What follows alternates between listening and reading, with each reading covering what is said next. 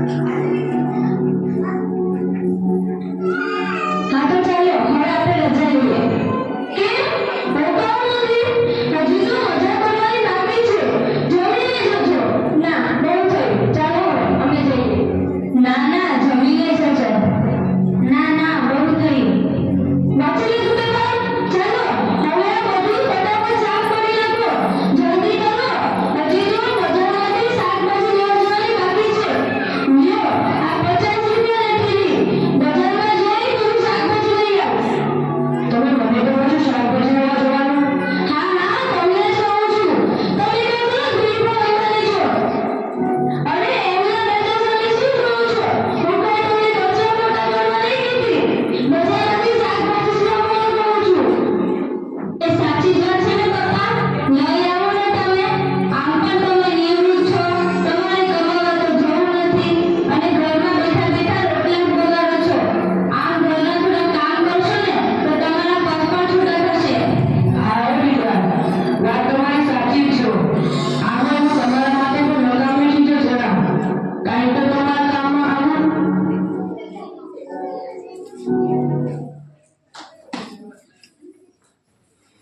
ચાલો શાકભાજી આવી ગઈ. શાકભાજી આવો. શું જોઈએ છે તમને? તારું શું ભાવ છે? 30 ના કિલો કે 60 ના કિલો?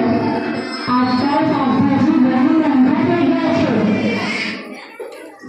આને તો સસ્તું જ જોઈએ છે.